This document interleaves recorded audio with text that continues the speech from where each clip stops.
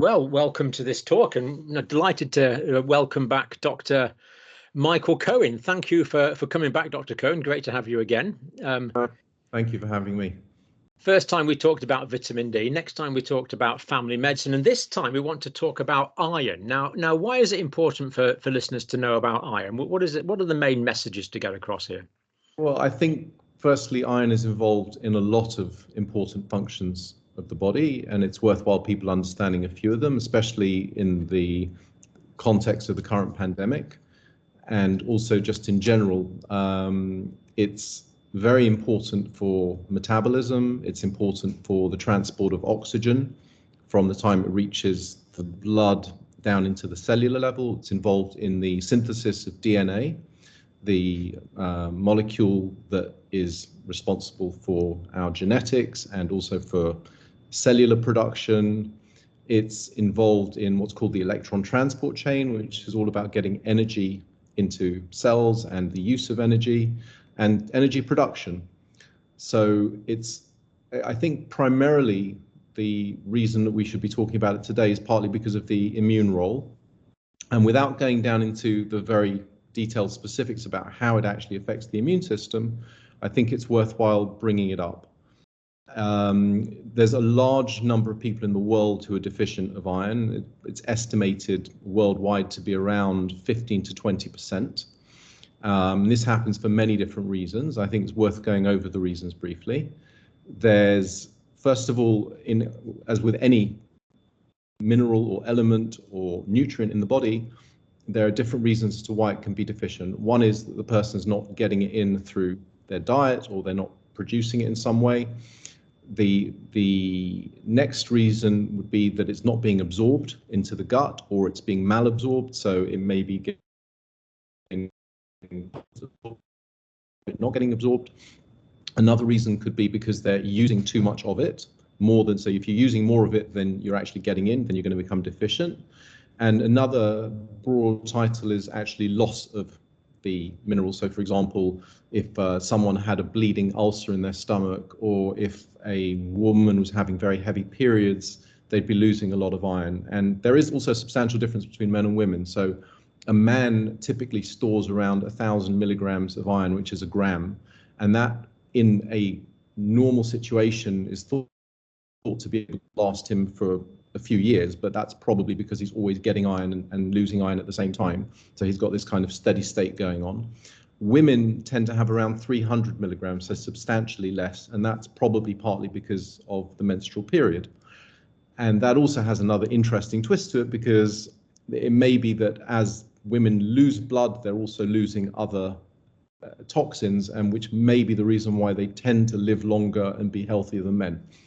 It's just a part of it. It's certainly out there as a possible theory. I just thought I'd throw that in along the side. Yeah. So we've spoken about how iron gets in and how iron may be lost from the body. The importance of iron in the case of immunity is, I can't overstate this. I see so many people who get recurrent infections or even other recurrent illnesses, and very often all I need to do is find out if they've got a mineral or other nutrient deficiency, and very often it's iron. And if I can find out why they've got the deficiency, and if I can correct it, they can correct it, they're on to feeling a lot better, and usually people stop getting ill so often. Now, I get so many people coming to me saying, I get a cold every few weeks, or I always seem to be ill. And, you obviously think about vitamin D, you think about zinc, but I must say, I haven't really thought about iron. This is really quite a revelation to me. The lack of iron is a common cause of immunodeficiency. It shouldn't be such big news. We should all be thinking, we should all be aware of it and should all be thinking about it. One of the problems that I've seen in my job is that we do a blood test, so we look at the levels of hemoglobin. Hemoglobin, if it's normal, and if other what we call indices are normal, so the size of the red cells, we assume that they don't have an iron deficiency or another deficiency. There can be situations whereby you could have a deficiency in one thing and and enough of something else, and it can balance things out enough so that you wouldn't notice it in a normal blood test. And you can also have low iron stores. So there's technically, the blood looks okay when you do a blood picture, but if you look at their stores of iron, the way iron is largely with a protein called ferritin, and when you look at their ferritin levels, their levels are low. And if you do other tests, there's something called transferrin saturations. If you look at that, you can also see low levels. And you wouldn't necessarily pick this up if you just did their blood count and you say, well, you're not anemic, because technically they're not anemic. They're hemoglobin, which is the molecule that we look at and we say this is the main defining feature of an anemia is normal, and their other indices are normal. But when their body is stressed, and when I say stress, it could be that they are doing a lot of sports. It could also be that they have an infection. It could be that they're just living a very busy life, and so that your body is using up the iron, and it's kind of like going to the supermarket, and on the front shelf you've got all the cans of baked beans that you want, but if you just take out that front shelf, there's nothing behind it. There's no reserve. So they can function, they appear to function normally. They don't look ill, but as soon as their body needs more, the demands go up. They don't have the reserves. There's no resilience, there's no reserves, there's no format position. And I find very, very often for so many patients, for so many problems, one of the basic things I will look for is to say, what is their iron level, and a couple of other important nutrients, but this is really one of the central ones. I say, what is their iron level? Have they got the reserves? And if they haven't, I need to find out why, because you don't want to miss an important diagnosis. Many people, it's just because they don't eat red meat or they do a lot of sports. So these are quite benign issues that you can easily correct. But what if they've got a bacteria in their stomach? There's a bacteria called Helicobacter, which can cause malabsorption of various nutrients, including iron. They may have celiac, and celiac disease is something else that also often results in an iron deficiency. It's another autoimmune disease, isn't it? Yes.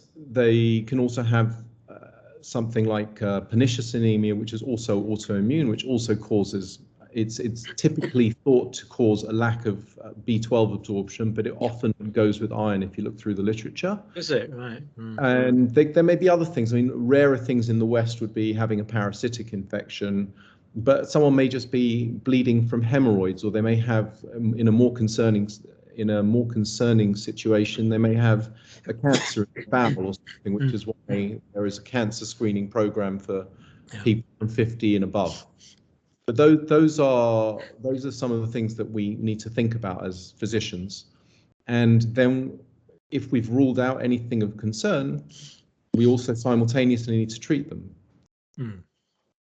So there's a reasonable possibility that anyone watching this video, even if they live in what they consider a rich country, even if they have a reasonably good diet, could still be almost subclinically deficient in iron. Yeah, I mean, I'm not talking about large numbers of the entire, there probably actually is large numbers in the population, but overall, percentages of the population, it may be a relatively small number. It may be 10% or less. It may be a bit more. I don't have the figures to say how many people have a subclinical iron deficiency, because I imagine it's not very well defined in this sense. We don't go around looking for people with subclinical iron deficiencies. We say this is the level. We say, okay, the lab says ferritin is above 13 or whatever the measure is, and therefore this person is not iron deficient. I think the reality is that there's, like so many things, also like with vitamin D, etc., there's a difference between having a minimum acceptable working level and having an optimal level. So the difference is between someone who technically is well, they don't have any problem, but actually they may have a less than optimal level of something, and that in itself can result in disease. So sorry about that. No problem. So it's just amazing that even although there's, I think what we're talking about really, there's two things there. There's one thing is that people can be not overtly ill, but somewhat below par. Mm-hmm. And then the other thing is the way that the body, even if there is a bit of a deficiency, can compensate so much. Yes. That you don't actually realize. I mean, I know I've spent whole chunks of my life, maybe weeks, months, or even maybe a year or more on end, and you just know you don't feel quite 100%. You still go to work because you always have, and you still do your normal things, but you're just not quite as well as you can be. And you try a few obvious things that you can think of, but I mean, I must say personally, I've never considered that I would be short of iron because my blood tests always come back that I'm So, I don't know if you're short of iron, obviously, without doing such blood tests. Sure. But I think it's something that it has a potential to help many different people for many different problems. And so I don't just see it in the role of infections, but I also do see it in so far as even people who have sleep problems, I check them for iron levels. It's well known that there's a syndrome called Restless Leg Syndrome that many people suffer from. Yeah. Restless Leg Syndrome has been known to respond to giving intravenous iron. In my experience, it can also respond to giving oral iron. You don't necessarily have to give someone it through an infusion. This is just one example of something very specific, but it can help with other problems for sure. I've seen people who've got concentration difficulties helped by iron. I've seen people having migraines helped by iron. I've seen people having, well, various things, and I always look for it. I think it's important. It's so interesting, isn't it? You learn about these sort of stereotypical functions when you do a bit of basic physiology, but yet a particular element is interacting with the totality of the milieu of the physiology that is an individual. Right. And different things are affecting different individuals with completely different unpredictable outcomes. It's just fascinating. Right. I mean, I think you also need to be aware that it is possible to have too much iron. But I'll give you a little story on the side about iron with a genetic disease called hemochromatosis. Oh yeah. Hemochromatosis is a fairly rare genetic disorder, and what it is the body deposits iron into the tissues instead of having enough free iron in the blood, because you need iron to be flowing through the blood. It's taken to various places, and so these people have got too much free iron floating in the blood. That's the problem. No, they haven't got enough. Oh, they haven't got enough iron floating in the blood. The iron that goes through their blood is actually being deposited in their tissues. Oh, I see. It's in the tissues, not in the blood. Yep. And at the time of the Black Plague, the bacteria that caused the plague was something called Yersinia pestis, otherwise the pest. And the interesting thing is that Yersinia very much needs free iron in order to survive and to thrive, and to cause death. Yeah, got it. Yeah. When you have this disease, people who had this disease are most likely to have survived the plague better than anybody else, because the bug couldn't take hold and could not actually multiply and infect and make the person ill. So as a result, you have a genetic disorder that resulted in low iron levels in the blood and actually deposition of iron in the tissues. People were not dying young, never mind because of the plague. They died you could live long enough to reproduce. Yes. So from an evolution point of view, you were going to live to reproduce, so the genetic mutation stayed in the population. But at the same time, these people survived the plague, and probably resulted in more people with hemochromatosis relative to the overall population surviving this. So this is just a little fun fact on the side. And that's an example where you actually don't want too much iron, because if you're exposed to the plague, though thankfully we're not exposed to many plagues like that. So Yersinia pestis actually needs free iron. Yeah. It almost parasitizes the body for free iron to facilitate infection of the body. It's just like its food. It needs its feed. Other bacteria also need iron, and it's and we know that when people have probably too much iron, that can also be a problem. So the body is very accurate in the way it regulates iron levels. It has regulatory mechanisms to make sure that you don't get too little and too much. And sometimes things don't work out that way. They don't. Things do go wrong. So we need to be aware of that as well. But the large part is that people are deficient in iron and not. Either they have sufficient iron or they're deficient. There are not that many people who have too much iron in their blood. Yeah. Yeah, it's not the most common. It's not the most common problem, or as you say, too much iron in the tissues as a result of hemochromatosis. Is iron deficiency more common in poor areas like African areas, Asian areas, developing country areas? Yes, it is. I mean, and that's largely because of parasitic worm infections in the gut that basically, they feed on that iron. Yeah. And so you're left with a growing worm inside somebody's intestines. The person may not know it. They may have symptoms. They may have abdominal pain. They may have bleeding. They may not. They may have weight loss. And ultimately, they're becoming anemic because this worm is preventing them getting the iron that they need. So these are actually literally bloodsuckers. It's just that they're inside the body rather than outside the body. Yeah. They actually latch onto the walls of the intestine. Is that curable? Yeah, I mean, there are antibiotics that can cure those, yes. Sometimes they can get very large and they actually need to be removed, but in general, they can respond to antibiotics. Yeah. So I seem to remember giving out mebendazole in quite large doses in certain circumstances. Yeah. Well, we're lucky. Ivermectin gets rid of worms as well, I believe. On a completely separate issue. So quite common in third world countries, and with the severe anemia that you can get there, really quite debilitating. I mean, we could be talking about the difference between, the ability to do a day's work and not potentially. Oh, for sure, yeah. Yeah. Now, people that you think might be short of iron in your patients, now we're talking about a more advanced country, what lifestyle and dietetic advice will you give them? Well, first of all, I mean, actually, where I live, we have, I think it's probably the most highly prevalent number of vegans per capita in the world is where I live. And so one of the things I have to do is to try and get people to balance their diet. And very often I have to get people to take iron supplements, which often have side effects, actually. But depending on what the supplement is and what the dose is and how they take it, you can try and minimize those side effects. So one of the things that I look for the most is obviously their diet. Are they vegan or are they vegetarian?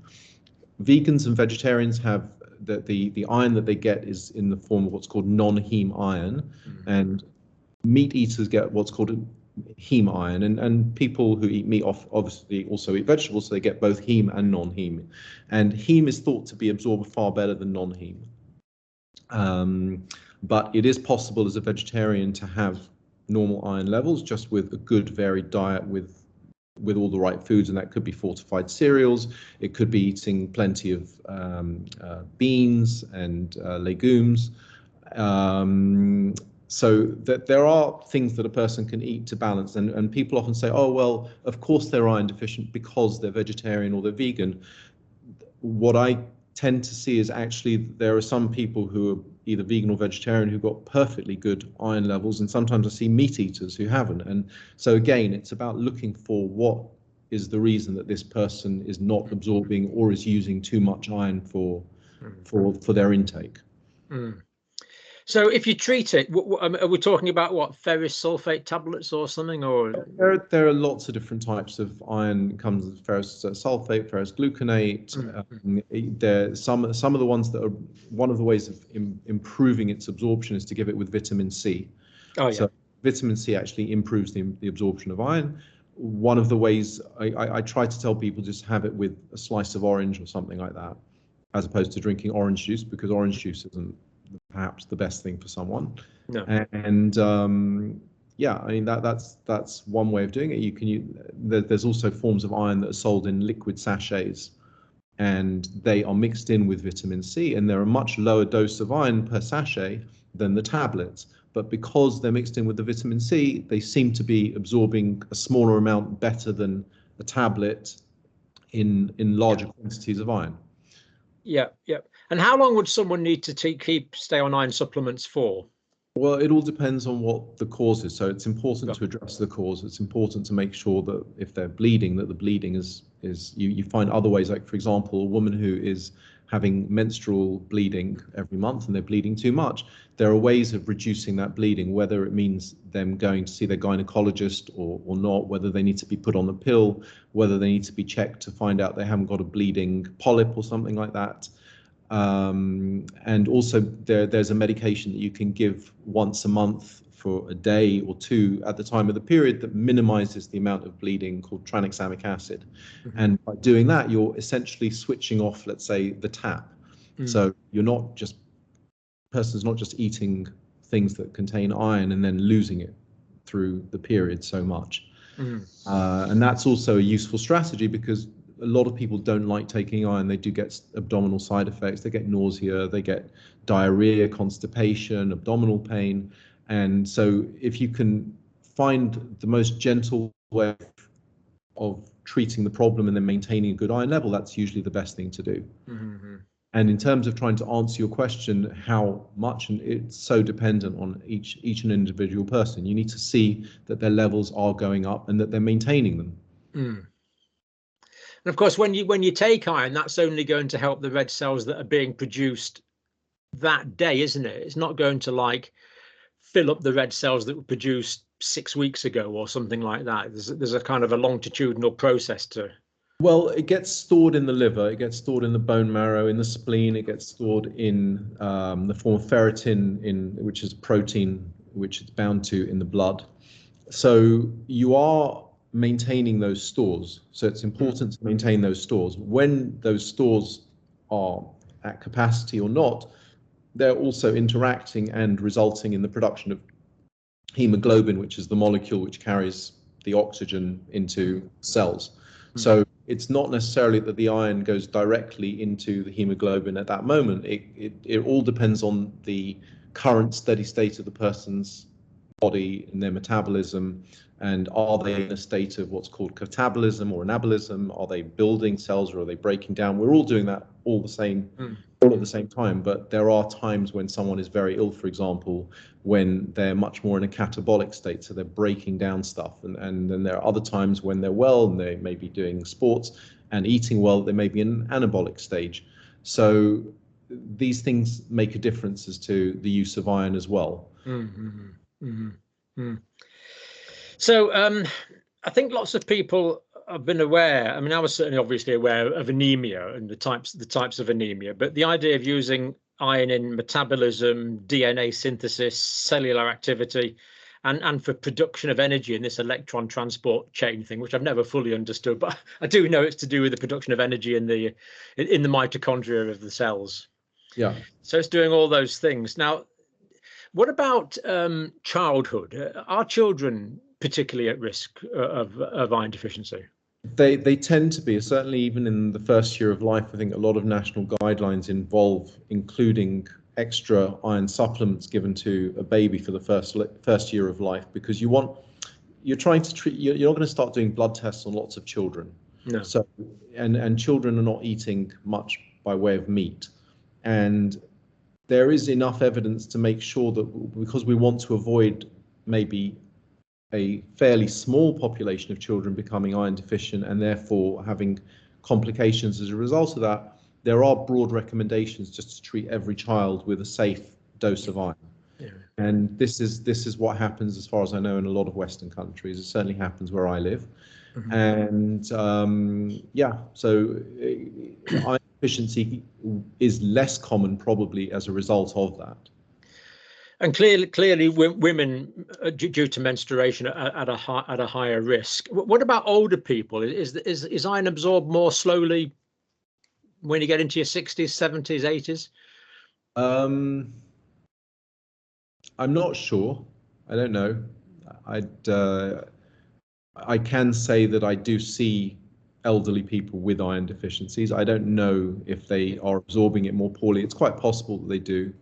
It would make sense that they may not absorb it just as well, but I don't see it as a big issue. If anything, because they tend to be less, they may be exerting themselves less than a much younger person, even if they've got less being absorbed, they're also not utilizing so much. Therefore, they're less likely to become anemic as a result of that. Okay. Yeah.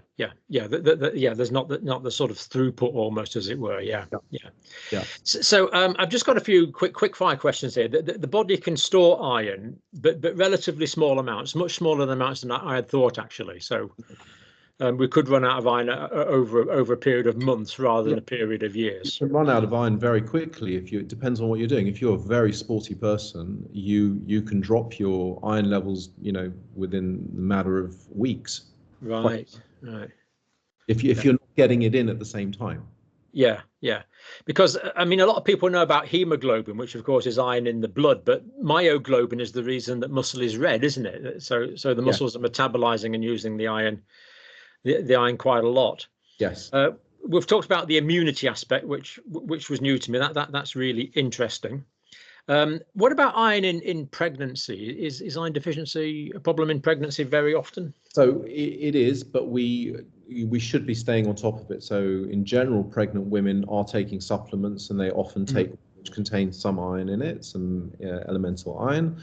And they should be being monitored periodically during the pregnancy. Certainly, if they have clear symptoms of iron deficiency, or if they're just anemic, they will initially become anemic anyway, just because there's a dilutional effect. So they have all this extra fluid on board, and so it seems like they're anemic. Actually, they have the same amount of blood, but the volume of the plasma has gone up, which means that they've got a relative anemia, and that in itself.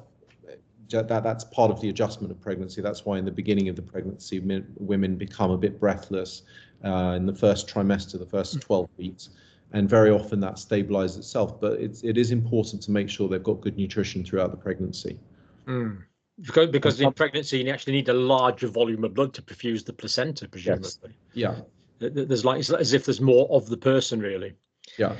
So we mentioned the plant and animal derived iron. That's interesting. Liver's particularly high in iron, I seem to remember, isn't it? And of course, there's a tendency not to eat offal in a lot of countries now. Right. We store iron in our livers as well. We store a fairly significant amount of our iron storages in the liver as well. So it would make sense that that's a source.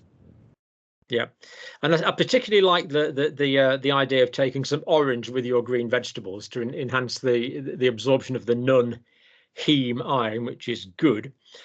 Just clarify, please, what do you actually mean when you use the term anemia?